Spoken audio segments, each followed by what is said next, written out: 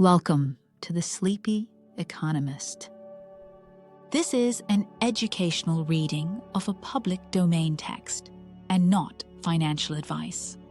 Tonight's classic is The Art of Money Getting, or Golden Rules for Making Money, by P.T. Barnum. Barnum was one of the most successful entrepreneurs of the 19th century. Best known as a showman and founder of the circus that would later become Ringling Brothers and Barnum and Bailey. He was also a sharp observer of business, marketing, and human nature. Starting with very little, Barnum built and rebuilt his fortune multiple times, learning hard lessons about honesty, risk, reputation, and long-term success.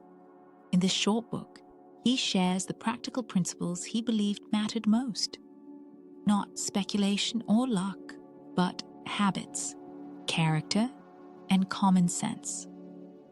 This reading is offered slowly and gently, so you can relax, unwind, and drift to sleep while absorbing timeless ideas about money and work.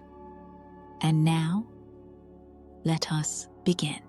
In the United States, where we have more land than people, it is not at all difficult for persons in good health to make money. In this comparatively new field, there are so many avenues of success open, so many vocations which are not crowded, that any person of either sex who is willing, at least for the time being, to engage in any respectable occupation that offers, may find lucrative employment. Those who really desire to attain an independence have only to set their minds upon it and adopt the proper means, as they do in regard to any other object which they wish to accomplish, and the thing is easily done.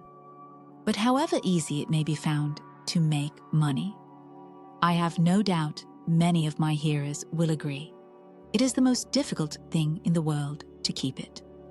The road to wealth is, as Dr. Franklin truly says, as plain as the road to the mill. It consists simply in expending less than we earn. That seems to be a very simple problem. Mr. Micawber, one of those happy creations of the genial Dickens, puts the case in a strong light when he says that to have annual income of £20 per annum and spend £20 and sixpence is to be the most miserable of men, whereas to have an income of only £20 and spend but £19 and sixpence is to be the happiest of mortals. Many of my readers may say, we understand this. This is economy, and we know economy is wealth. We know we can't eat our cake and keep it also. Yet I beg to say that perhaps more cases of failure arise from mistakes on this point than almost any other. The fact is, many people think they understand economy when they really do not. True economy is misapprehended, and people go through life without properly comprehending what that principle is. One says, I have an income of so much, and here is my neighbor who has the same. Yet every year he gets something ahead, and I fall short. Why is it? I know all about economy. He thinks he does, but he does not. There are men who think that economy consists in saving cheese parings and candle ends, in cutting off 2p from the laundress's bill, and doing all sorts of little, mean, dirty things. Economy is not meanness. The misfortune is, also, that this class of persons let their economy apply in only one direction. They fancy they are so wonderfully economical in saving a halfpenny where they ought to spend 2p, that they think they can afford to squander in other directions. A few years ago, before kerosene oil was discovered or thought of, one might stop overnight at almost any farmer's house in the agricultural districts and get a very good supper. But after supper, he might attempt to read in the sitting room and would find it impossible with the inefficient light of one candle.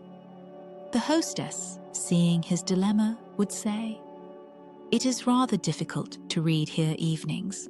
The proverb says, 'You must have a ship at sea in order to be able to burn 2 candles at once.'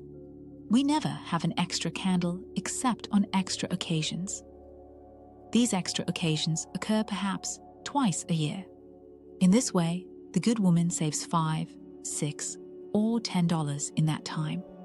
But the information which might be derived from having the extra light would, of course, far outweigh a ton of candles. But the trouble does not end here. Feeling that she is so economical in tallow candies, she thinks she can afford to go frequently to the village and spend $20 or $30 for ribbons and fur billows, many of which are not necessary. This false connote may frequently be seen in men of business, and in those instances, it often runs to writing paper. You find good businessmen who save all the old envelopes and scraps, and would not tear a new sheet of paper, if they could avoid it, for the world. This is all very well. They may in this way save $5 or $10 a year. But being so economical, only in note paper, they think they can afford to waste time, to have expensive parties, and to drive their carriages. This is an illustration of Dr. Franklin's saving at the spigot and wasting at the bunghole. Penny wise and pound foolish. Punch, in speaking of this one idea class of people, says, they are like the man who bought a penny herring for his family's dinner and then hired a coach and 4 to take it home. I never knew a man to succeed by practicing this kind of economy. True economy consists in always making the income exceed the outgo. Wear the old clothes a little longer if necessary. Dispense with the new pair of gloves. Mend the old dress.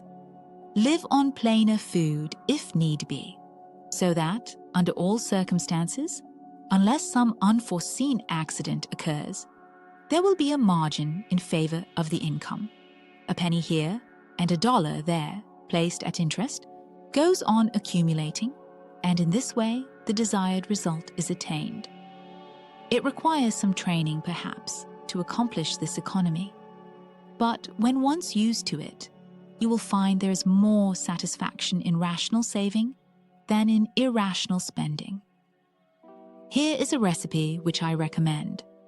I have found it to work an excellent cure for extravagance, and especially for mistaken economy.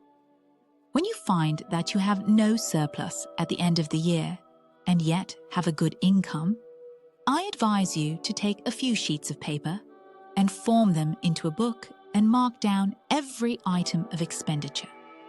Post it every day or week in 2 columns, one headed necessaries or even comforts, and the other headed luxuries. And you will find that the latter column will be double, treble, and frequently 10 times greater than the former. The real comforts of life cost but a small portion of what most of us can earn. Dr. Franklin says, it is the eyes of others and not our own eyes which ruin us. If all the world were blind except myself, I should not care for fine clothes or furniture. It is the fear of what Mrs. Grundy may say that keeps the noses of many worthy families to the grindstone. In America, many persons like to repeat, "We are all free and equal," but it is a great mistake in more senses than one. That we are born free and equal is a glorious truth in one sense. Yet, we are not all born equally rich, and we never shall be. One may say, there is a man who has an income of $50,000 per annum, while I have but $1,000. I knew that fellow when he was poor like myself. Now he is rich and thinks he is better than I am. I will show him that I am as good as he is. I will go and buy a horse and buggy. No, I cannot do that. But I will go and hire one and ride this afternoon on the same road that he does, and thus prove to him that I am as good as he is. My friend, you need not take that trouble. You can easily prove that you are as good as he is. You have only to behave as well as he does. But you cannot make anybody believe that you are rich as he is.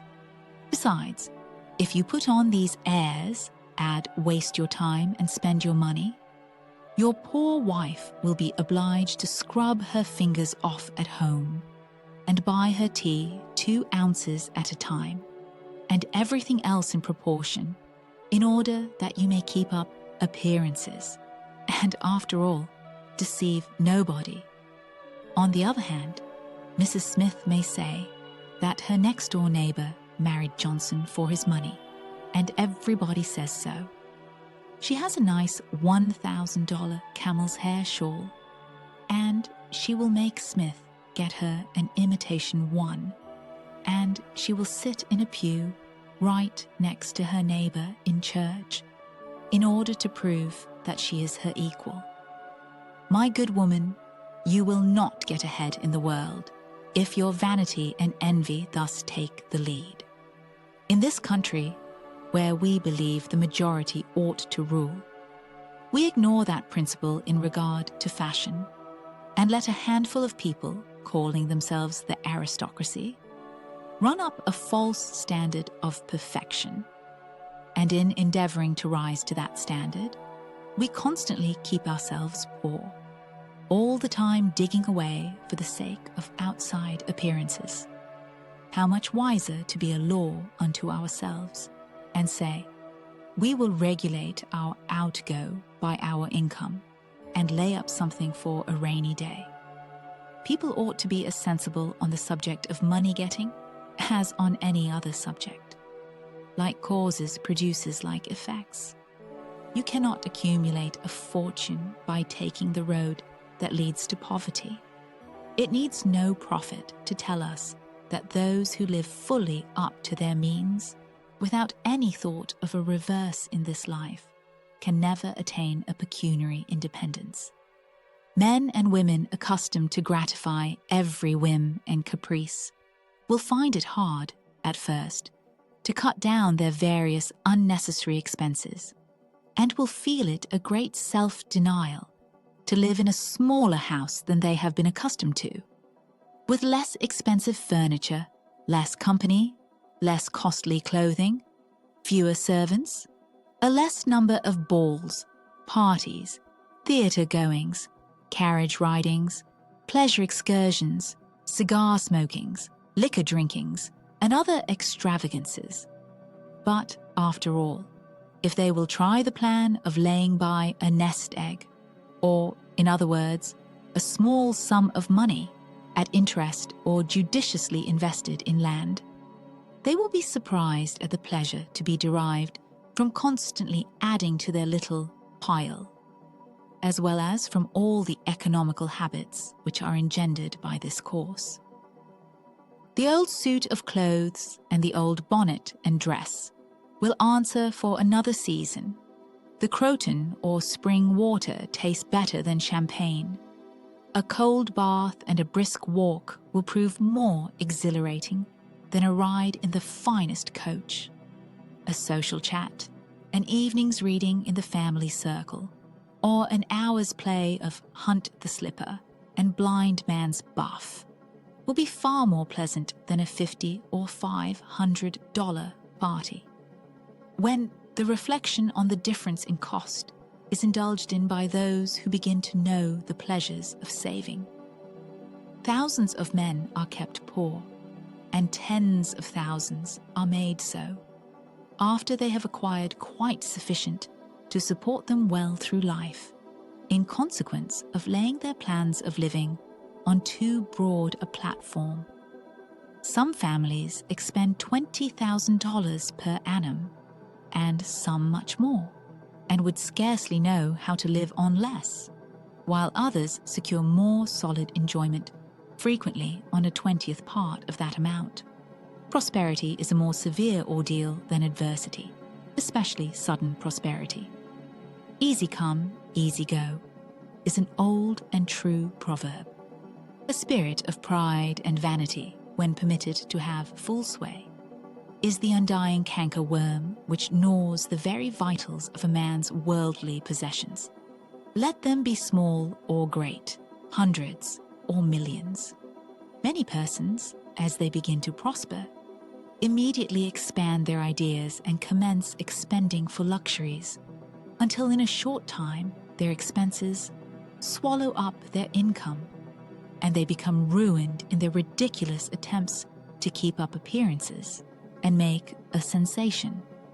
I know a gentleman of fortune who says that when he first began to prosper, his wife would have a new and elegant sofa. That sofa, he says, cost me $30,000. When the sofa reached the house, it was found necessary to get chairs to match, then sideboards, carpets, and tables to correspond with them, and so on through the entire stock of furniture. When at last it was found that the house itself was quite too small and old-fashioned for the furniture, and a new one was built to correspond with the new purchases. Thus, added my friend, summing up an outlay of $30,000 caused by that single sofa, and saddling on me in the shape of servants, equipage, and the necessary expenses attendant upon keeping up a fine establishment. A yearly outlay of $11,000, and a tight pinch at that. Whereas, 10 years ago, we lived with much more real comfort, because with much less care, on as many hundreds. The truth is, he continued, that sofa would have brought me to inevitable bankruptcy had not a most unexampled title to prosperity kept me above it, and had I not checked the natural desire to cut a dash. The foundation of success in life is good health. That is the substratum fortune. It is also the basis of happiness. A person cannot accumulate a fortune very well when he is sick. He has no ambition, no incentive, no force. Of course, there are those who have bad health and cannot help it. You cannot expect that such persons can accumulate wealth. But there are a great many in poor health who need not be so. If, then, sound health is the foundation of success and happiness in life, how important it is that we should study the laws of health, which is but another expression for the laws of nature. The nearer we keep to the laws of nature, the nearer we are to good health. And yet, how many persons there are who pay no attention to natural laws, but absolutely transgress them, even against their own natural inclination. We ought to know that the sin of ignorance is never winked at in regard to the violation of nature's laws. Their infraction always brings the penalty. A child may thrust its finger into the flames without knowing it will burn, and so suffers. Repentance, even, will not stop the smart. Many of our ancestors knew very little about the principle of ventilation. They did not know much about oxygen, whatever other jinn they might have been acquainted with. And consequently, they built their houses with little 7 by 9 feet bedrooms, and these good old pious Puritans would lock themselves up in one of these cells, say their prayers, and go to bed. In the morning, they would devoutly return thanks for the preservation of their lives during the night. And nobody had better reason to be thankful. Probably some big crack in the window or in the door let in a little fresh air, and thus saved them. Many persons knowingly violate the laws of nature against their better impulses for the sake of fashion. For instance, there is one thing that nothing living except a vile worm ever naturally loved, and that is tobacco. Yet how many persons there are who deliberately train an unnatural appetite and overcome this implanted aversion for tobacco to such a degree that they get to love it. They have got hold of a poisonous, filthy weed, or rather, that takes a firm hold of them. Here are married men who run about spitting tobacco juice on the carpet and floors, and sometimes even upon their wives besides. They do not kick their wives out of doors like drunken men, but their wives, I have no doubt, often wish they were outside of the house. Another perilous feature is that this artificial appetite, like jealousy, grows by what it feeds on. When you love that which is unnatural, a stronger appetite is created for the hurtful thing than the natural desire for what is harmless. There is an old proverb which says that habit is second nature, but an artificial habit is stronger than nature. Take, for instance, an old tobacco chewer. His love for the quid is stronger than his love for any particular kind of food. He can give up roast beef easier than give up the weed. Young lads regret that they are not men. They would like to go to bed boys and wake up men. And to accomplish this, they copy the bad habits of their seniors. Little Tommy and Johnny see their fathers or uncles smoke a pipe, and they say, "If I could only do that, I would be a man too. Uncle John has gone out and left his pipe of tobacco. Let us try it." They take a match and light it, and then puff away. "We will learn to smoke. Do you like it, Johnny?" That lad dolefully replies, "Not very much. It tastes bitter." By and by he grows pale, but he persists, and he soon offers up a sacrifice on the altar of fashion. But the boys stick to it and persevere until at last they conquer their natural appetites and become the victims of acquired tastes. I speak by the book, for I have noticed its effects on myself, having gone so far as to smoke 10 or 15 cigars a day. Although I have not used the weed during the last 14 years, and never shall again. The more a man smokes, the more he craves smoking. The last cigar smoked simply excites the desire for another, and so on incessantly. Take the tobacco chewer. In the morning, when he gets up, he puts a quid in his mouth and keeps it there all day, never taking it out except to exchange it for a fresh one, or when he is going to eat. Oh, yes, at intervals during the day and evening, many a chewer takes out the quid and holds it in his hand long enough to take a drink, and then poppet goes back again. This simply proves that the appetite for rum is even stronger than that for tobacco.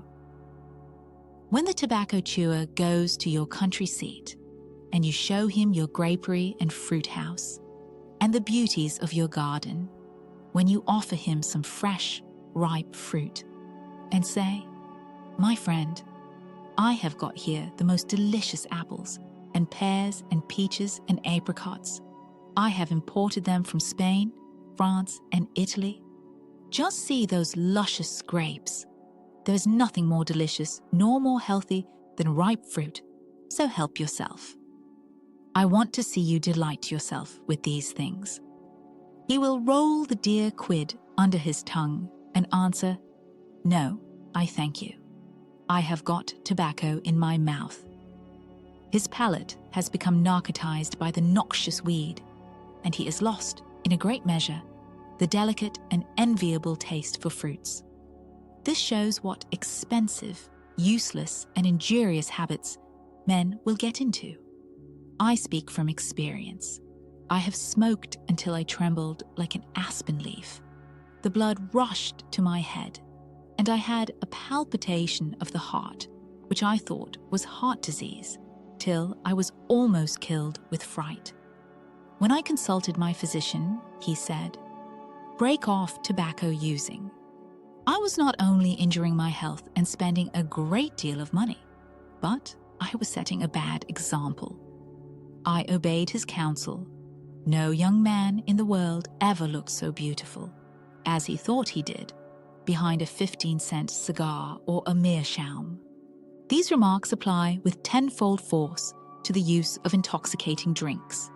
To make money requires a clear brain. A man has got to see that 2 and 2 make 4. He must lay all his plans with reflection and forethought, and closely examine all the details and the ins and outs of business. As no man can succeed in business unless he has a brain to enable him to lay his plans and reason to guide him in their execution. So, no matter how bountifully a man may be blessed with intelligence, if the brain is muddled and his judgment warped by intoxicating drinks, it is impossible for him to carry on business successfully. How many good opportunities have passed, never to return, while a man was sipping a social glass with his friend? How many foolish bargains have been made under the influence of the nervine, which temporarily makes its victim think he is rich? How many important chances have been put off until tomorrow and then forever, because the wine cup has thrown the system into a state of lassitude, neutralizing the energies so essential to success in business? Verily, wine is a mocker. The use of intoxicating drinks as a beverage is as much an infatuation as is the smoking of opium by the Chinese, and the former is quite as destructive to the success of the businessman as the latter. It is an unmitigated evil, utterly indefensible in the light of philosophy, religion, or good sense. It is the parent of nearly every other evil in our country. Don't mistake your vocation. The safest plan, and the one most sure of success for the young man starting in life, is to select the vocation which is most congenial to his tastes. Parents and guardians are often quite too negligent in regard to this. It's very common for a father to say, for example, "I have 5 boys. I will make Billy a clergyman, John a lawyer, Tom a doctor, and Dick a farmer." He then goes into town and looks about to see what he will do with Sammy. He returns home and says, "Sammy, I see watchmaking is a nice, genteel business. I think I will make you a goldsmith." He does this regardless of Sam's natural inclinations or genius. We are all, no doubt, born for a wise purpose. There is as much diversity in our brains as in our countenances. Some are born natural mechanics, while some have great aversion to machinery. Let a dozen boys of 10 years get together, and you will soon observe 2 or 3 are whittling out some ingenious device, working with locks or complicated machinery. When they were but 5 years old, their father could find no toy to please them like a puzzle. They are natural mechanics, but the other 8 or 9 boys have different aptitudes. I belong to the latter class. I never had the slightest love for mechanism. On the contrary, I have a sort of abhorrence for complicated machinery. I never had ingenuity enough to whittle a cider tap so it would not leak. I never could make a pen that I could write with, or understand the principle of a steam engine. If a man was to take such a boy as I was, and attempt to make a watchmaker of him, the boy might, after an apprenticeship of 5 or 7 years, be able to take apart and put together a watch. But all through life, he would be working uphill and seizing every excuse for leaving his work and idling away his time. Watchmaking is repulsive to him. Unless a man enters upon the vocation intended for him by nature and best suited to his peculiar genius, he cannot succeed. I am glad to believe that the majority of persons do find their right vocation. Yet, we see many who have mistaken their calling, from the blacksmith up or down to the clergyman. You will see, for instance, that extraordinary linguist, the learned blacksmith, who ought to have been a teacher of languages, and you may have seen lawyers, doctors, and clergymen who were better fitted by nature for the anvil or the lapstone. Select the right location. After securing the right vocation, you must be careful to select the proper location. You may have been cut out for a hotel keeper, and they say it requires a genius to know how to keep a hotel. You might conduct a hotel like clockwork and provide satisfactorily for 500 guests every day. Yet, if you should locate your house in a small village where there is no railroad communication or public travel, the location would be your ruin. It is equally important that you do not commence business where there are already enough to meet all demands in the same occupation. I remember a case which illustrates this subject. When I was in London in 1858, I was passing down Holborn with an English friend and came to the penny shows. They had immense cartoons outside, portraying the wonderful curiosities to be seen, all for a penny. Being a little in the show line myself, I said, "Let us go in here." We soon found ourselves in the presence of the illustrious showman, and he proved to be the sharpest man in that line I had ever met. He told us some extraordinary stories in reference to his bearded ladies, his albinos, and his armadillos, which we could hardly believe, but thought it better to believe it than look after the proof. He finally begged to call our attention to some wax statuary and showed us a lot of the dirtiest and filthiest wax figures imaginable. They looked as if they had not seen water since the deluge. "What is there so wonderful about your statuary?" I asked. "I beg you not to speak so satirically," he replied. "Sir, these are not Madame Tussaud's wax figures, all covered with gilt and tinsel and imitation diamonds, and copied from engravings and photographs. Mine, sir, were taken from life.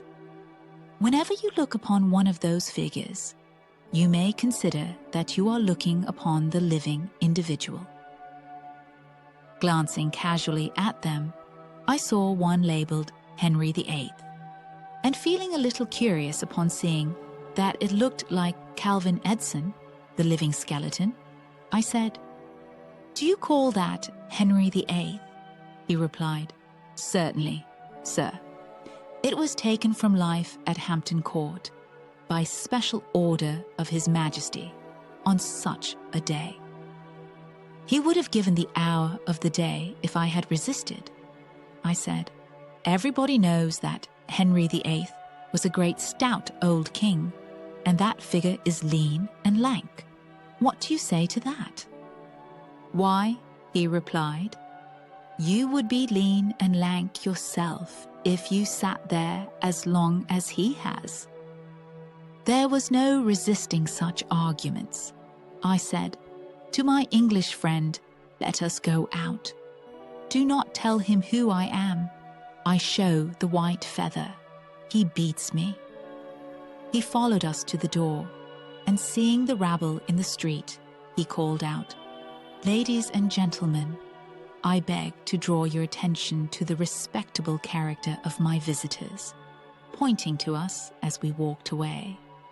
I called upon him a couple of days afterwards, told him who I was, and said, "My friend, you are an excellent showman, but you have selected a bad location." He replied, "This is true, sir.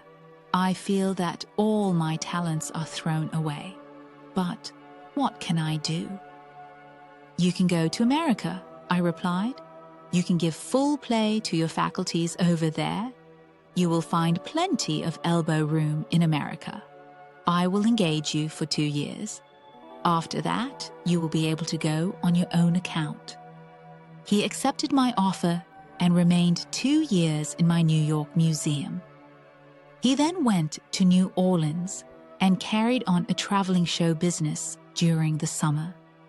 Today, he is worth $60,000, simply because he selected the right vocation and also secured the proper location.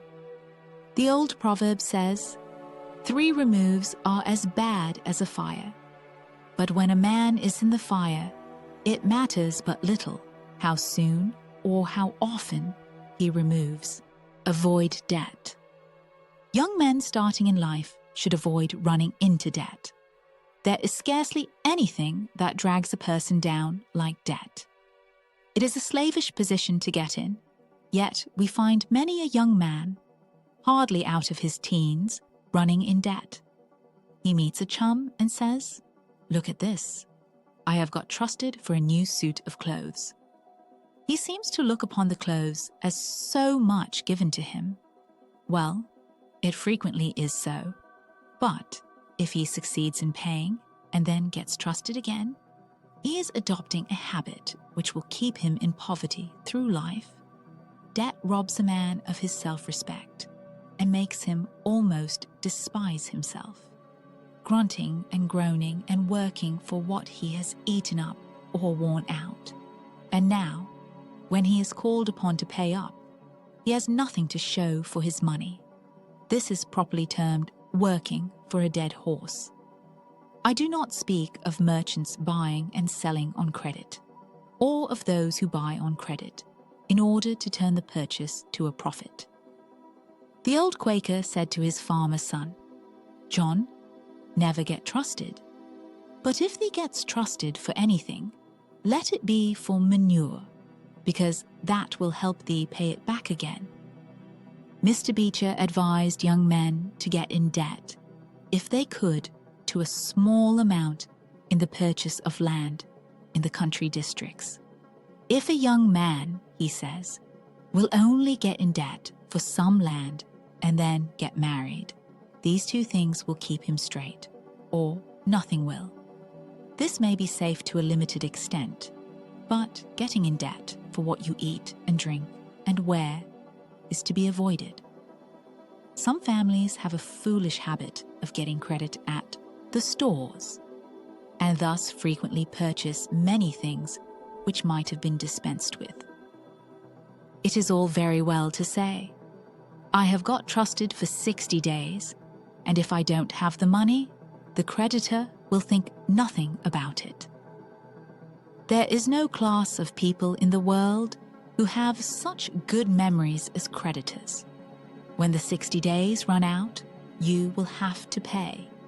If you do not pay, you will break your promise and probably resort to a falsehood.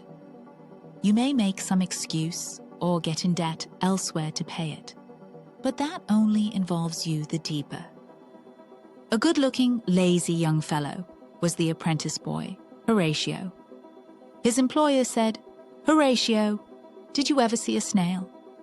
"I think I have," he drawled out. "You must have met him then, for I am sure you never overtook one," said the boss. "Your creditor will meet you or overtake you and say, 'Now, my young friend, you agreed to pay me. You have not done it. You must give me your note.' You give the note on interest and it commences working against you. It is a dead horse. The creditor goes to bed at night and wakes up in the morning, better off than when he retired to bed, because his interest has increased during the night. But you grow poorer while you are sleeping, for the interest is accumulating against you. Money is in some respects like fire. It is a very excellent servant, but a terrible master. When you have it mastering you, when interest is constantly piling up against you, it will keep you down in the worst kind of slavery. But let money work for you, and you have the most devoted servant in the world. It is no I servant. There is nothing animate or inanimate that will work so faithfully as money, when placed at interest, well secured. It works night and day, and in wet or dry weather. I was born in the Blue Law state of Connecticut, where the old Puritans had laws so rigid that it was said they fined a man for kissing his wife on Sunday. Yet these rich old Puritans would have thousands of dollars at interest, and on Saturday night would be worth a certain amount. On Sunday, they would go to church and perform all the duties of a Christian. On waking up on Monday morning, they would find themselves considerably richer than the Saturday night previous, simply because their money placed at interest had worked faithfully for them all day Sunday, according to law. Do not let it work against you. If you do, there is no chance for success in life, so far as money is concerned. John Randolph, the eccentric Virginian, once exclaimed in Congress, "Mr. Speaker, I have discovered the philosopher's stone. Pay as you go." This is, indeed, nearer to the philosopher's stone than any alchemist has ever yet arrived. Persevere. When a man is in the right path, he must persevere. I speak of this because there are some persons who are born tired, naturally lazy and possessing no self-reliance and no perseverance. But they can cultivate these qualities, as Davy Crockett said.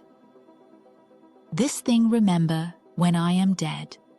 Be sure you are right, then go ahead."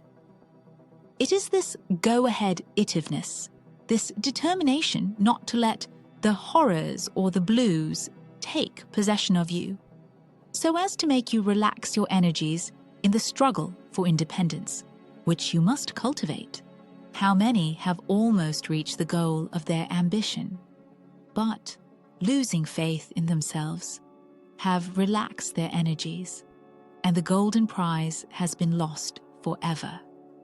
It is, no doubt, often true, as Shakespeare says, "There is a tide in the affairs of men, which, taken at the flood, leads on to fortune. If you hesitate, some bolder hand will stretch out before you and get the prize." Remember the proverb of Solomon, "He becometh poor that dealeth with a slack hand, but the hand of the diligent maketh rich." Perseverance is sometimes but another word for self-reliance. Many persons naturally look on the dark side of life and borrow trouble. They are born so.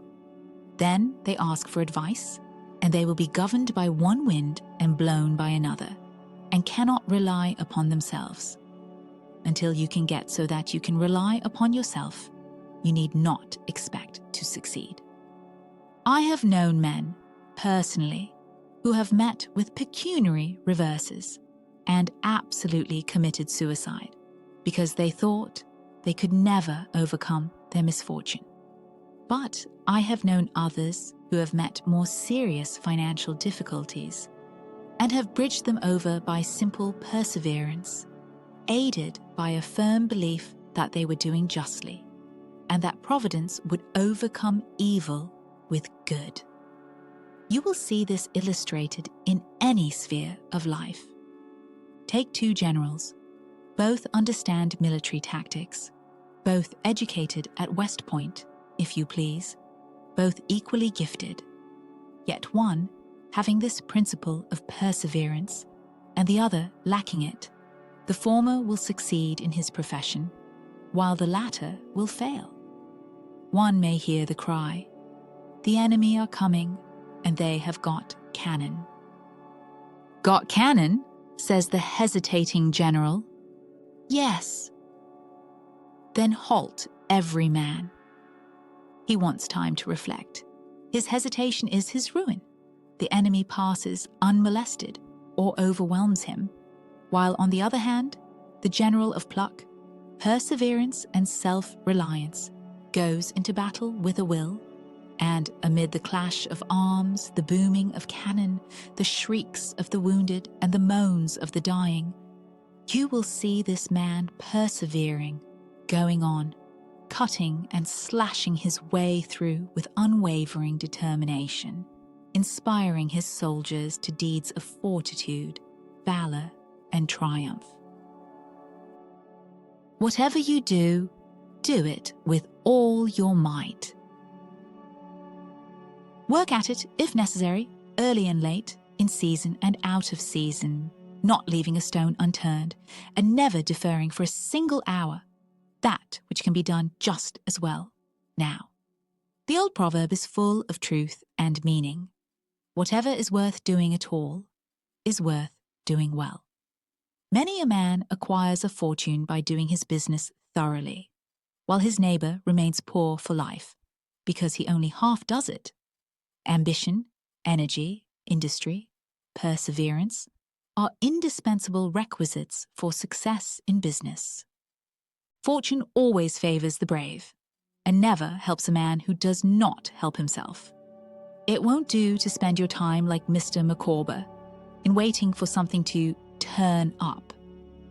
To such men, one of two things usually turns up: the poorhouse or the jail, for idleness breeds bad habits and clothes a man in rags. The poor spendthrift vagabond says to a rich man, "I have discovered there is enough money in the world for all of us, if it was equally divided. This must be done, and we shall all be happy together." "But," was the response, "if everybody was like you, it would be spent in 2 months, and what would you do then?" "Oh, divide again, keep dividing, of course." I was recently reading in a London paper an account of a like philosophic pauper who was kicked out of a cheap boarding house because he could not pay his bill. But he had a roll of papers sticking out of his coat pocket, which, upon examination, proved to be his plan for paying off the national debt of England without the aid of a penny. People have got to do as Cromwell said: not only trust in Providence, but keep the powder dry. Do your part of the work, or you cannot succeed. Mahomet, one night, while encamping in the desert, overheard one of his fatigued followers remark, "I will loose my camel and trust it to God." "No, no, not so," said the prophet. "Tie thy camel and trust it to God. Do all you can for yourselves, and then trust to Providence, or luck, or whatever you please to call it, for the rest. Depend upon your own personal exertions." The eye of the employer is often worth more than the hands of a dozen employees. In the nature of things, an agent cannot be so faithful to his employer as to himself. Many who are employers will call to mind instances where the best employees have overlooked important points, which could not have escaped their own observation as a proprietor. No man has a right to expect to succeed in life unless he understands his business, and nobody can understand his business thoroughly unless he learns it by personal application and experience. A man may be a manufacturer. He has got to learn the many details of his business personally. He will learn something every day, and he will find he will make mistakes nearly every day. And these very mistakes are helps to him in the way of experiences, if he but heeds them. He will be like the Yankee tin peddler, who, having been cheated as to quality in the purchase of his merchandise, said, "All right, there's a little information to be gained every day. I will never be cheated in that way again." Thus, a man buys his experience, and it is the best kind, if not purchased at too dear a rate. I hold that every man should, like Cuvier, the French naturalist, thoroughly know his business.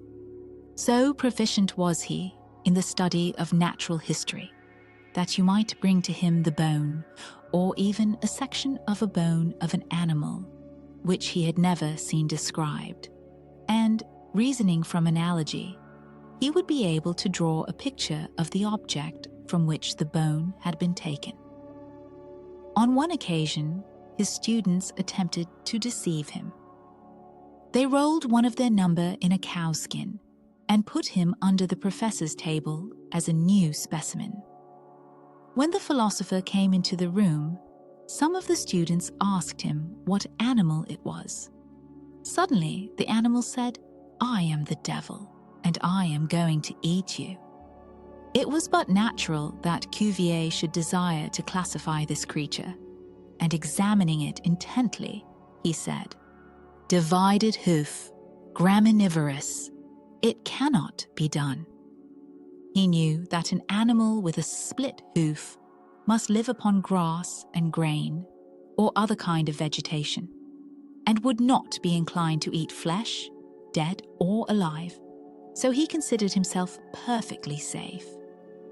The possession of a perfect knowledge of your business is an absolute necessity in order to ensure success. Among the maxims of the elder Rothschild was one, all apparent paradox: be cautious and bold. This seems to be a contradiction in terms, but it is not, and there is great wisdom in the maxim. It is, in fact, a condensed statement of what I have already said. It is to say, you must exercise your caution in laying your plans, but be bold in carrying them out. A man who is all caution will never dare to take hold and be successful. And a man who is all boldness is merely reckless and must eventually fail. A man may go on, change, and make $50,000 or $100,000 in speculating in stocks at a single operation.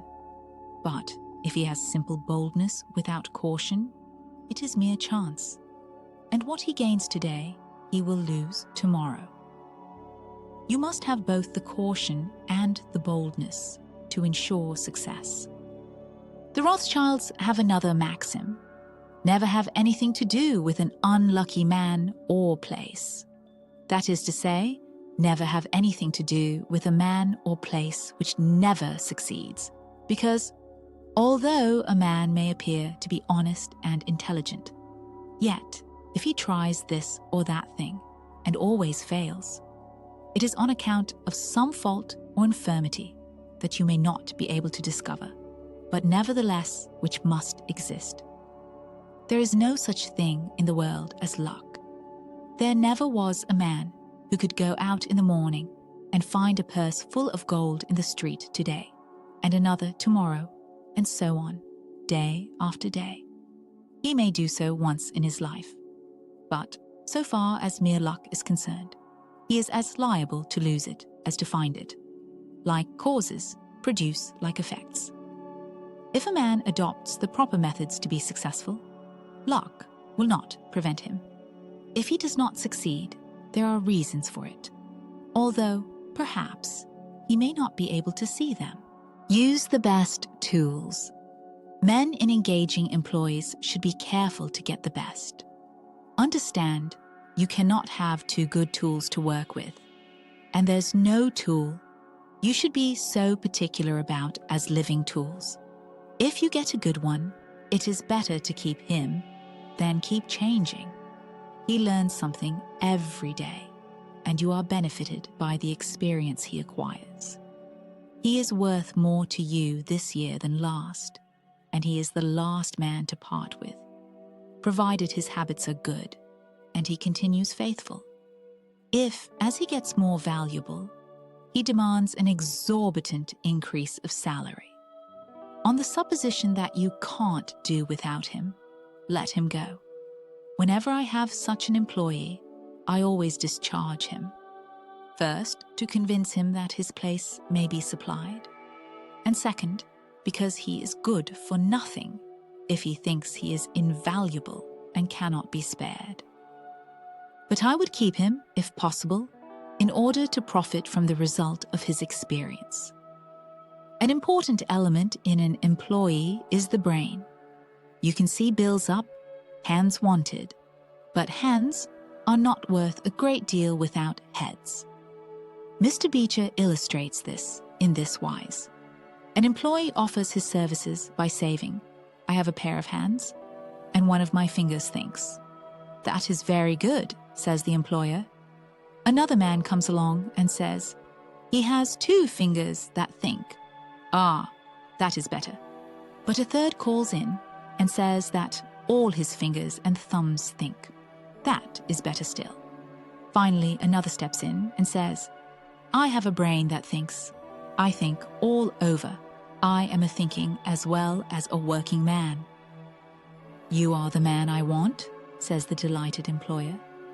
Those men who have brains and experience are therefore the most valuable and not to be readily parted with. It is better for them, as well as yourself, to keep them at reasonable advances in their salaries from time to time. Don't get above your business. Young men, after they get through their business training or apprenticeship, instead of pursuing their avocation and rising in their business, will often lie about doing nothing. They say, "I have learned my business, but I am not going to be a hireling. What is the object of learning my trade or profession unless I establish myself?" Have you capital to start with? No, but I am going to have it. How are you going to get it? I will tell you confidentially. I have a wealthy old aunt, and she will die pretty soon. But if she does not, I expect to find some rich old man who will lend me a few thousands to give me a start. If I only get the money to start with, I will do well. There's no greater mistake than when a young man believes he will succeed with borrowed money. Why? Because every man's experience coincides with that of Mr. Astor, who said it was more difficult for him to accumulate his first $1,000 than all the succeeding millions that made up his colossal fortune. Money is good for nothing unless you know the value of it by experience. Give a boy $20,000 and put him in business, and the chances are that he will lose every dollar of it before he is a year older. Like buying a ticket in the lottery and drawing a prize, it is easy come, easy go. He does not know the value of it. Nothing is worth anything unless it costs effort. Without self-denial and economy, patience and perseverance, and commencing with capital which you have not earned, you are not sure to succeed in accumulating. Young men, instead of waiting for dead men's shoes, should be up and doing, for there is no class of persons who are so unaccommodating in regard to dying as these rich old people, and it is fortunate for the expectant heirs that it is so. 9 out of 10 of the rich men of our country today started out in life as poor boys with determined wills, industry, perseverance, economy, and good habits. They went on gradually, made their own money and saved it. And this is the best way to acquire a fortune. Stephen Girard started life as a poor cabin boy and died worth $9 million. A tea steward was a poor Irish boy, and he paid taxes on $1.5 million of income per year. John Jacob Astor was a poor farmer boy and died worth 20 millions. Cornelius Vanderbilt began life rowing a boat from Staten Island to New York. He presented our government with a steamship worth $1 million and died worth 50 million. There is no royal road to learning, says the proverb, and I may say it is equally true. There is no royal road to wealth. But I think there is a royal road to both. The road to learning is a royal one, the road that enables the student to expand his intellect and add every day to his stock of knowledge, until, in the pleasant process of intellectual growth, he is able to solve the most profound problems, to count the stars, to analyze every atom of the globe, and to measure the firmament. This is a regal highway, and it is the only road worth traveling. So in regard to wealth, go on in confidence, study the rules, and above all things, study human nature. For the proper study of mankind is man, and you will find that while expanding the intellect and the muscles, your enlarged experience will enable you every day to accumulate more and more principle, which will increase itself by interest and otherwise, until you arrive at a state of independence. You will find, as a general thing, that the poor boys get rich and the rich boys get poor. For instance, a rich man at his decease leaves a large estate to his family. His eldest sons, who have helped him earn his fortune, know by experience the value of money, and they take their inheritance and add to it. The separate portions of the young children are placed at interest, and the little fellows are patted on the head and told 12 times a day, "You are rich. You will never have to work. You can always have whatever you wish, for you were born with a golden spoon in your mouth." The young heir soon finds out what that means. He has the finest dresses and playthings. He is crammed with sugar candies and almost killed with kindness. And he passes from school to school, petted and flattered. He becomes arrogant and self-conceited, abuses his teachers, and carries everything with a high hand. He knows nothing of the real value of money, having never earned any, but he knows all about the golden spoon business. At college, he invites his poor fellow students to his room, where he wines and dines them. He is cajoled and caressed, and called a glorious good fellow, because he is so lavish of his money. He gives his game suppers, drives his fast horses, invites his chums to fetes and parties, determined to have lots of good times. He spends the night in frolics and debauchery, and leads off his companions with the familiar song, "We won't go home till morning." He gets them to join him in pulling down signs, taking gates from their hinges, and throwing them into backyards and horse ponds. If the police arrest them, he knocks them down, is taken to the lockup, and joyfully foots the bills. "Ah, my boys," he cries, "what is the use of being rich if you can't enjoy yourself?" He might more truly say, if you can't make a fool of yourself. But he is fast, hates slow things, and doesn't see it. Young men loaded down with other people's money are almost sure to lose all they inherit, and they acquire all sorts of bad habits, which, in the majority of cases, ruin them in health, purse, and character. In this country, one generation follows another, and the poor of today are rich in the next generation, or the third. Their experience leads them on, and they become rich, and they leave vast riches to their young children. These children, having been reared in luxury, are inexperienced and get poor. And after long experience, another generation comes on and gathers up riches again in turn. And thus, history repeats itself. And happy is he who, by listening to the experience of others, avoids the rocks and shoals on which so many have been wrecked. In England, the business makes the man. If a man in that country is a mechanic or working man, he is not recognized as a gentleman. On the occasion of my first appearance before Queen Victoria, the Duke of Wellington asked me what sphere in life General Tom Thumb's parents were in. "His father is a carpenter," I replied. "Oh, I had heard "He was a gentleman," was the response of his grace. In this Republican country, the man makes the business. No matter whether he is a blacksmith, a shoemaker, a farmer, banker, or lawyer, so long as his business is legitimate, he may be a gentleman. So any legitimate business is a double blessing. It helps the man engaged in it, and also helps others. The farmer supports his own family, but he also benefits the merchant or mechanic who needs the products of his farm.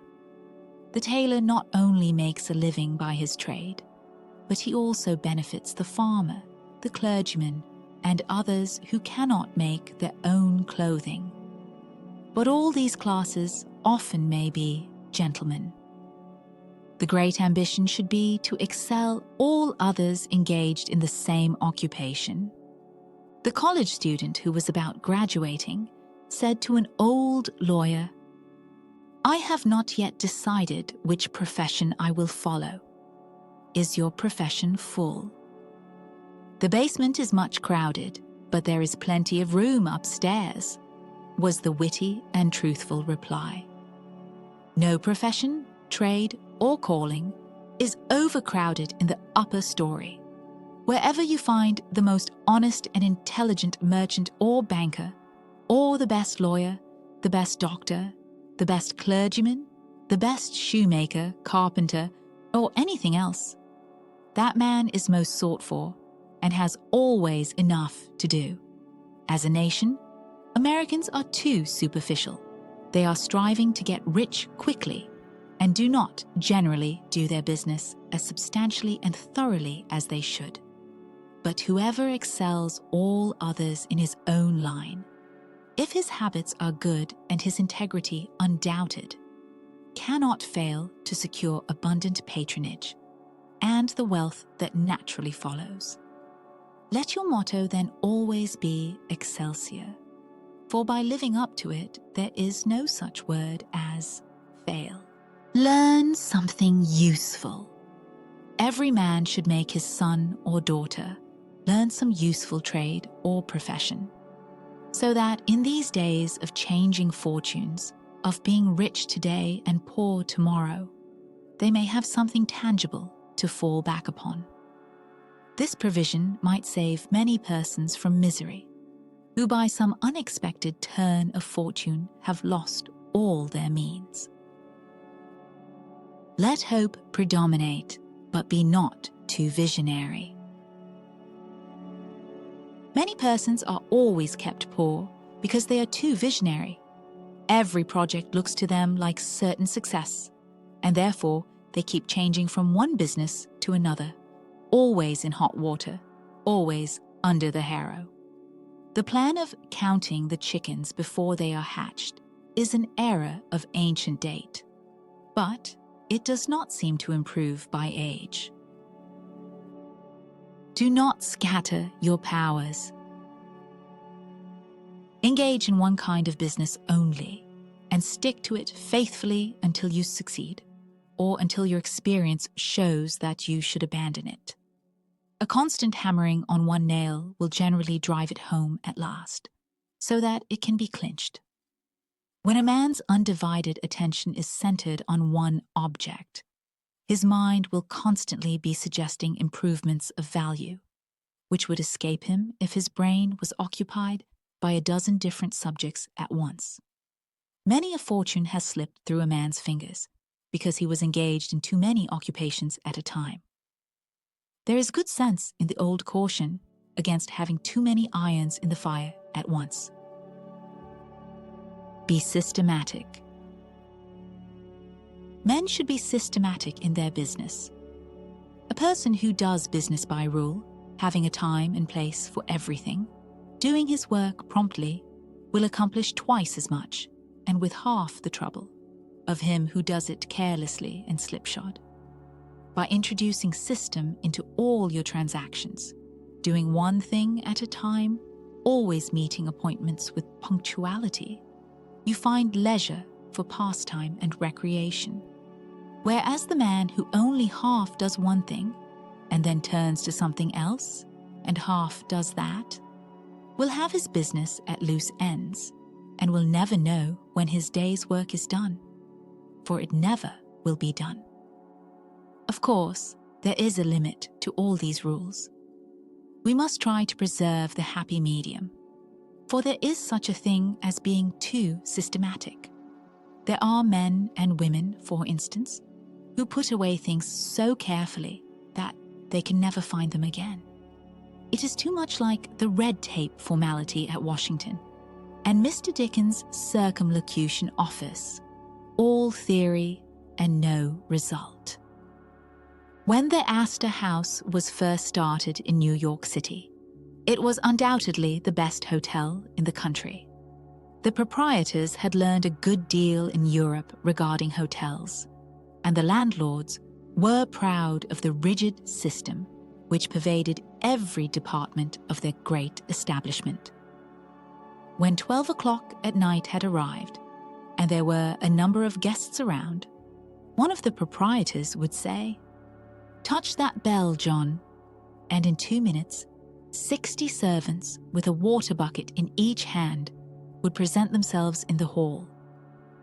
"This," said the landlord, addressing his guests, "is our fire bell. It will show you we are quite safe here. We do everything systematically." This was before the Croton water was introduced into the city, but they sometimes carried their system too far.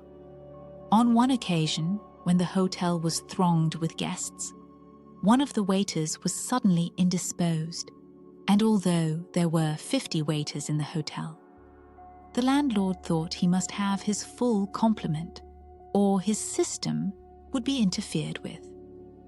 Just before dinner time, he rushed downstairs and said, "There must be another waiter.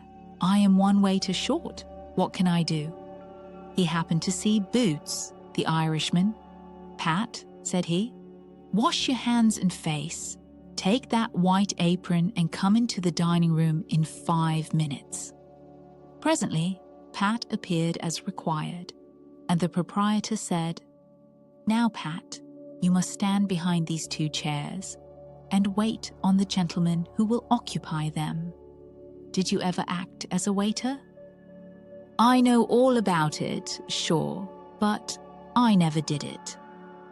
Like the Irish pilot, on one occasion when the captain, thinking he was considerably out of his course, asked, "Are you certain you understand what you are doing?" Pat replied, "Sure, and I knows every rock in the channel." That moment, bang, thumped the vessel against a rock. "Ah, be jabers, and that is one of 'em," continued the pilot. But to return to the dining room. "Pat," said the landlord, "here we do everything systematically. You must first give the gentlemen each a plate of soup, and when they finish that, ask them what they will have next." Pat replied, "Ah, and I understand perfectly the virtues of shystem." Very soon in came the guests. The plates of soup were placed before them. One of Pat's 2 gentlemen ate his soup. The other did not care for it. He said, "Waiter, take this plate away and bring me some fish." Pat looked at the untasted plate of soup, and remembering the instructions of the landlord in regard to system, replied, "Not till ye have ate your soup." Of course, that was carrying system entirely too far. Read the newspapers. Always take a trustworthy newspaper, and thus keep thoroughly posted in regard to the transactions of the world. He who is without a newspaper is cut off from his species.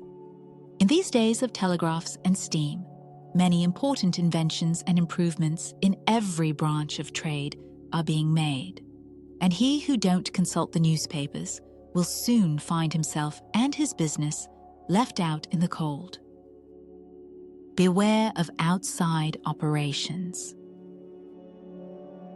We sometimes see men who have obtained fortunes suddenly become poor In many cases, this arises from intemperance, and often from gaming and other bad habits. Frequently, it occurs because a man has been engaged in outside operations of some sort.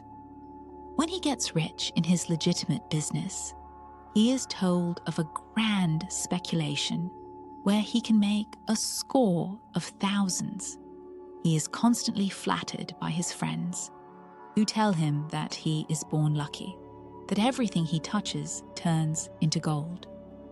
Now, if he forgets that his economical habits, his rectitude of conduct, and a personal attention to a business which he understood caused his success in life, he will listen to the siren voices.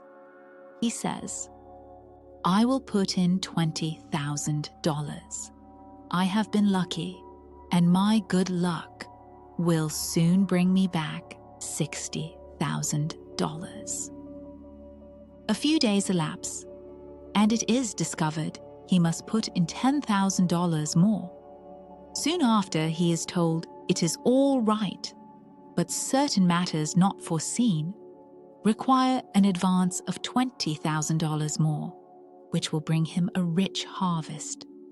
But before the time comes around to realize, the bubble bursts.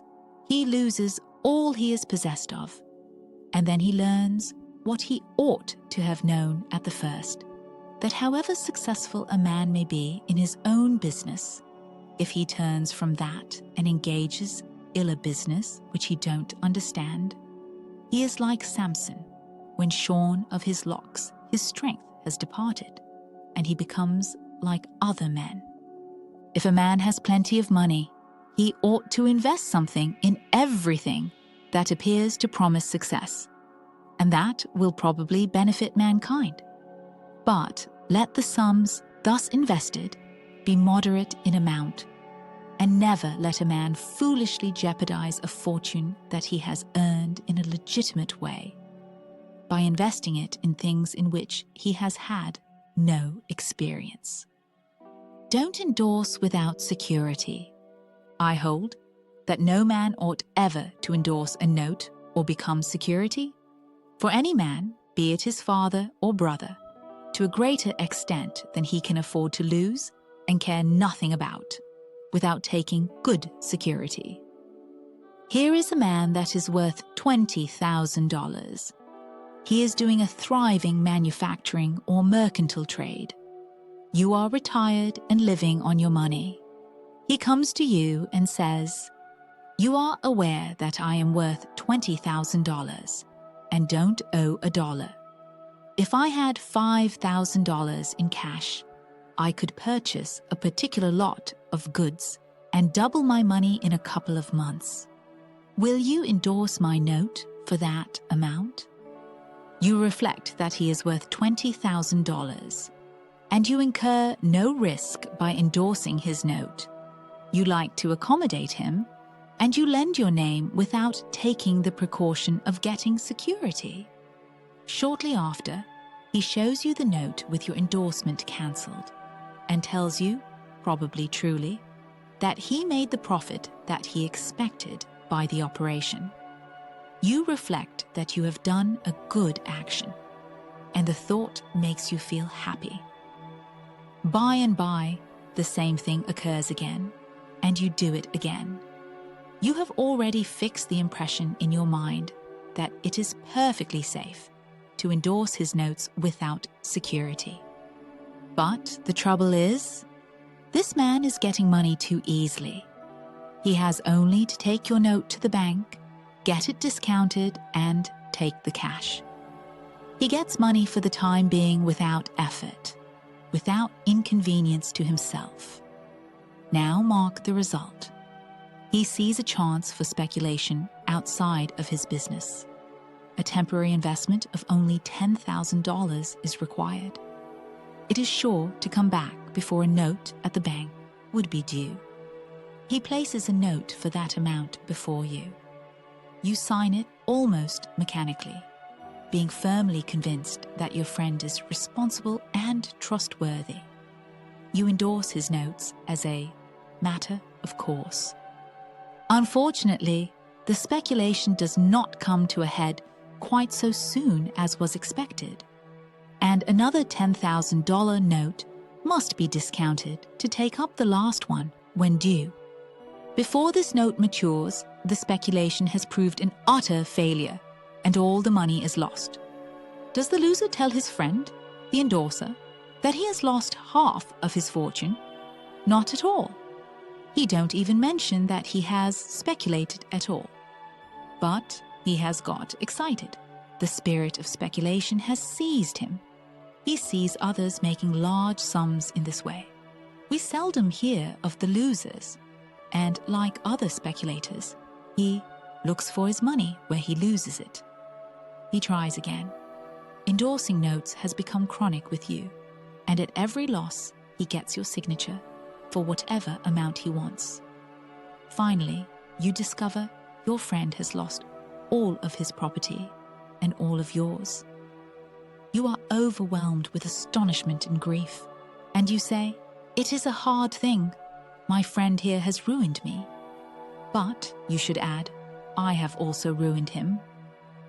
If you had said in the first place, "I will accommodate you, but I never endorse without taking ample security," he could not have gone beyond the length of his tether, and he would never have been tempted away from his legitimate business. It is a very dangerous thing, therefore, at any time, to let people get possession of money too easily. It tempts them to hazardous speculations, if nothing more.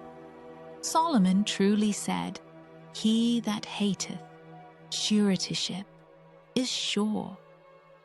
So with the young man starting in business, let him understand the value of money by earning it. When he does understand its value, then grease the wheels a little in helping him to start business. But remember, men who get money with too great facility cannot usually succeed. You must get the first dollars by hard knocks and at some sacrifice in order to appreciate the value of those dollars. Advertise your business. We all depend more or less upon the public for our support. We all trade with the public: lawyers, doctors, shoemakers, artists, blacksmiths, showmen, opera stagers, railroad presidents, and college professors. Those who deal with the public must be careful that their goods are valuable, that they are genuine, and will give satisfaction. When you get an article which you know is going to please your customers, and that, when they have tried it, they will feel they have got their money's worth, then let the fact be known that you have got it. Be careful to advertise it in some shape or other, because it is evident that if a man has ever so good an article for sale, and nobody knows it, it will bring him no return.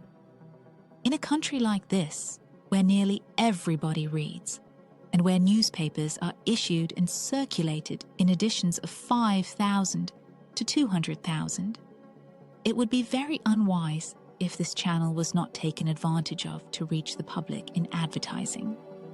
A newspaper goes into the family and is read by wife and children, as well as the head of the home.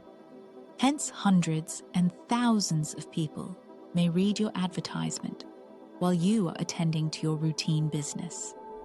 Many, perhaps, read it while you are asleep. The whole philosophy of life is, first sow, then reap. That is the way the farmer does. He plants his potatoes and corn and sows his grain, and then goes about something else, and the time comes when he reaps. But he never reaps first and sows afterwards. This principle applies to all kinds of business, and to nothing more eminently than to advertising. If a man has a genuine article, there is no way in which he can reap more advantageously than by sowing to the public in this way. He must, of course, have a really good article, and one which will please his customers. Anything spurious will not succeed permanently because the public is wiser than many imagine. Men and women are selfish, and we all prefer purchasing where we can get the most for our money. And we try to find out where we can most surely do so. You may advertise a spurious article and induce many people to call and buy it once. But they will denounce you as an imposter and swindler, and your business will gradually die out and leave you poor. This is right. Few people can safely depend upon chance custom. You all need to have your customers return and purchase again. A man said to me, "I have tried advertising and did not succeed, yet I have a good article." I replied, "My friend, there may be exceptions to a general rule, but how do you advertise?" I put it in a weekly newspaper 3 times and paid $1.50 for it. I replied, "Sir, advertising is like learning. A little is a dangerous thing."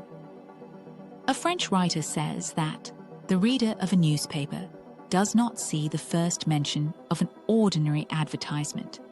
The second insertion he sees, but does not read. The third insertion he reads. The fourth insertion, he looks at the price. The fifth insertion, he speaks of it to his wife. The sixth insertion, he is ready to purchase. And the seventh insertion, he purchases. Your object in advertising is to make the public understand what you have got to sell.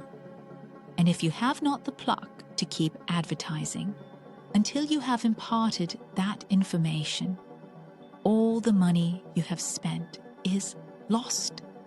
You are like the fellow who told the gentleman if he would give him 10 cents, it would save him $1. "How can I help you so much with so small a sum?" asked the gentleman in surprise. "I started out this morning," hiccuped the fellow, "with the full determination to get drunk, and I have spent my only $1 to accomplish the object, and it has not quite done it. 10 cents worth more of whiskey would just do it, and in this manner I should save the $1 already expended." So, a man who advertises at all must keep it up until the public know who and what he is and what his business is, or else the money invested in advertising is lost.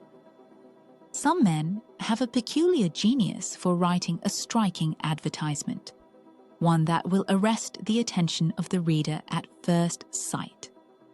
This fact, of course, gives the advertiser a great advantage. Sometimes a man makes himself popular by an unique sign or a curious display in his window. Recently, I observed a swing sign extending over the sidewalk in front of a store, on which was the inscription in plain letters, "Don't read the other side." Of course I did, and so did everybody else. And I learned that the man had made all independence by first attracting the public to his business in that way, and then using his customers well afterwards. Jenin, the hatter, bought the first Jenny Lind ticket at auction for $225 because he knew it would be a good advertisement for him. "Who is the bidder?" said the auctioneer as he knocked down that ticket at Castle Garden. "Genin, the hatter," was the response. Here were thousands of people from the Fifth Avenue and from distant cities in the highest stations in life. "Who is Genin, the hatter?" they exclaimed. They had never heard of him before. The next morning, the newspapers and telegraph had circulated the facts from Maine to Texas, and from 5 to 10 millions off, people had read that the tickets sold at auction. For Jenny Lind's first concert amounted to about $20,000, and that a single ticket was sold at $225 to Genin, the hatter.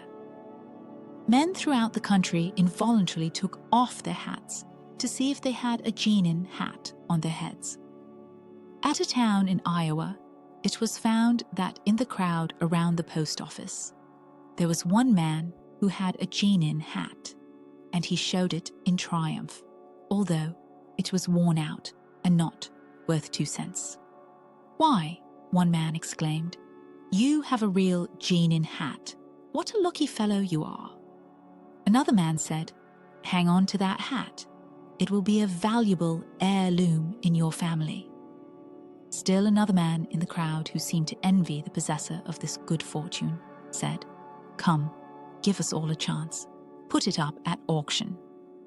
He did so, and it was sold as a keepsake for $9.50. What was the consequence to Mr. Genin? He sold 10,000 extra hats per annum the first 6 years. 9/10 of the purchasers bought of him, probably out of curiosity, and many of them, finding that he gave them an equivalent for their money, became his regular customers.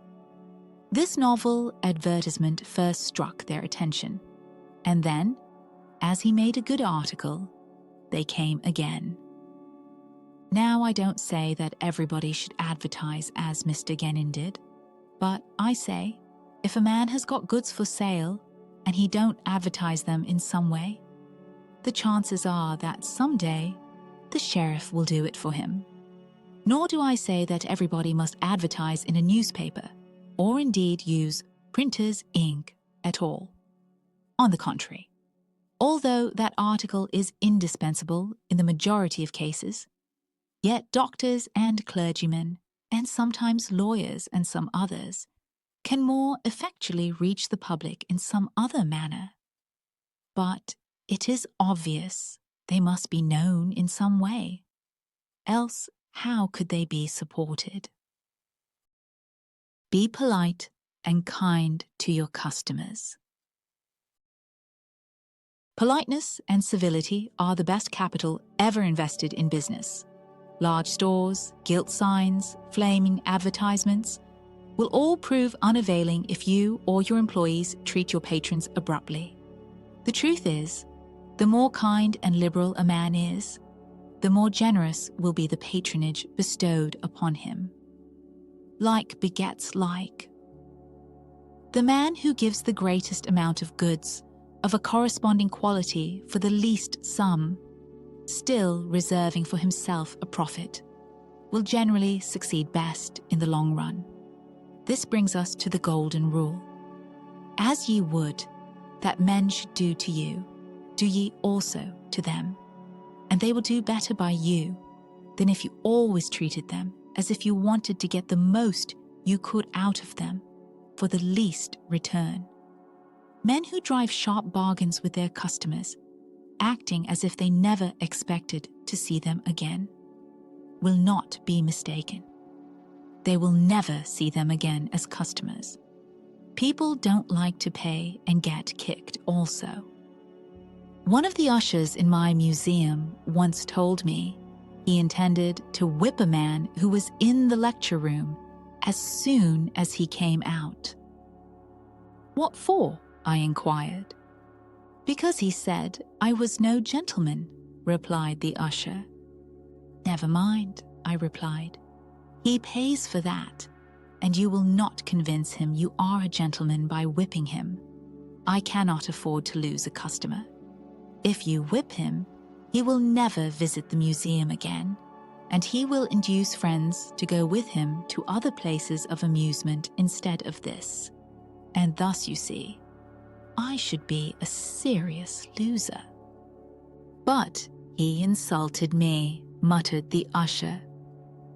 "Exactly," I replied. "And if he owned the museum, and you had paid him for the privilege of visiting it, and he had then insulted you, there might be some reason in your resenting it. But in this instance, he is the man who pays while we receive.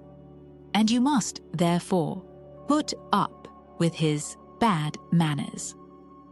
My usher laughingly remarked that this was undoubtedly the true policy.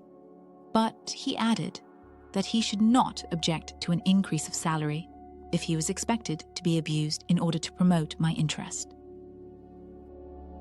Be charitable.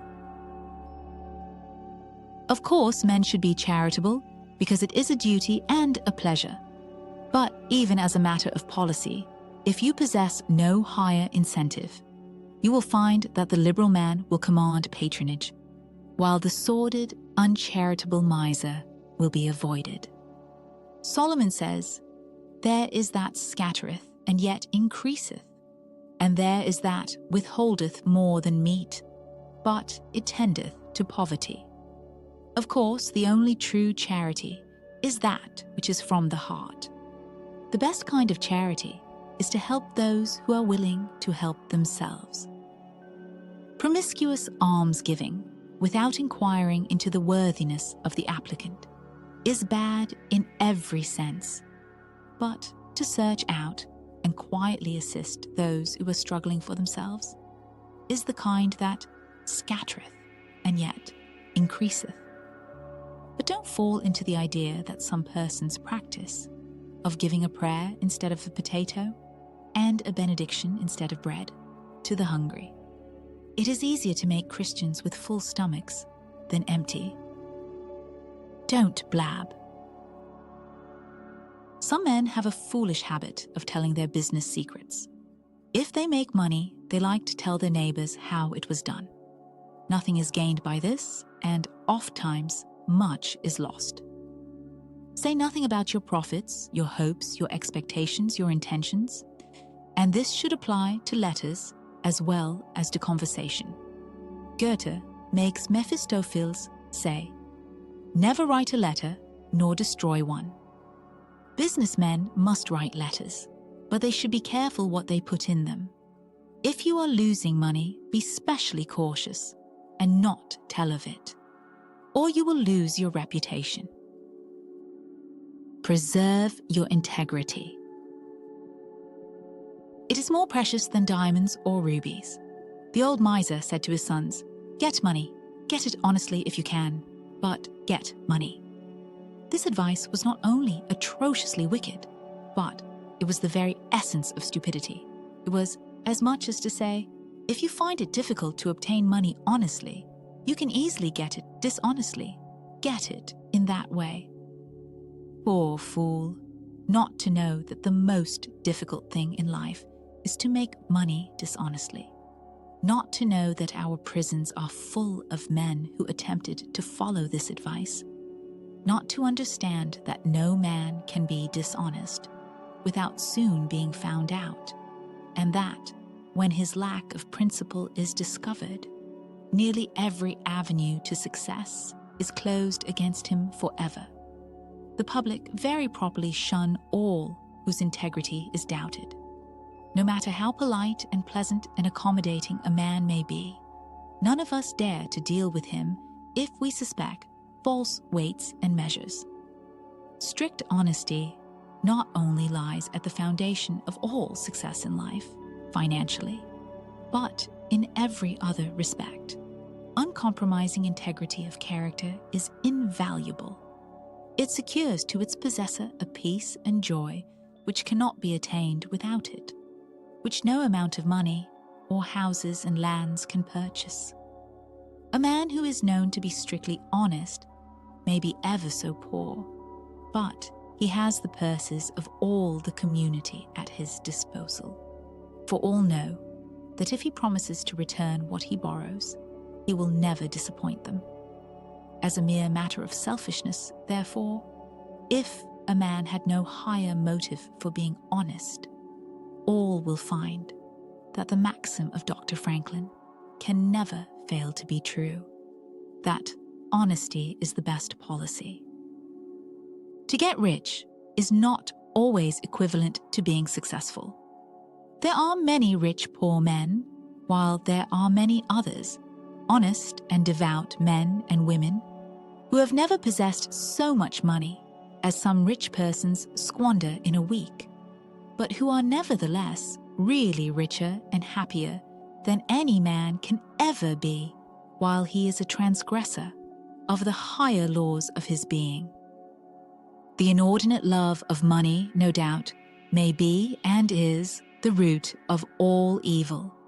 But money itself, when properly used, is not only a handy thing to have in the house, but affords the gratification of blessing our race by enabling its possessor to enlarge the scope of human happiness and human influence. The desire for wealth is nearly universal, and none can say it is not laudable, provided the possessor of it accepts its responsibilities and uses it as a friend to humanity. The history of money-getting, which is commerce, is a history of civilization, and wherever trade has flourished most, there too have art and science produced the noblest fruits. In fact, as a general thing, money-getters are the benefactors of our race. To them, in a great measure, are we indebted for our institutions of learning and of art, our academies, colleges, and churches. It is no argument against the desire for or the possession of wealth to say that there are sometimes misers who hoard money only for the sake of hoarding, and who have no higher aspiration than to grasp everything which comes within their reach. As we have sometimes hypocrites in religion and demagogues in politics, so there are occasionally misers among money-getters. These, however, are only exceptions to the general rule. But when, in this country, we find such a nuisance and stumbling block as a miser, we remember with gratitude that in America we have no laws of primogeniture, and that in the due course of nature the time will come when the hoarded dust will be scattered for the benefit of mankind. To all men and women, therefore, do I conscientiously say, make money honestly and not otherwise, for Shakespeare has truly said, "He that wants money, means, and content is without 3 good friends,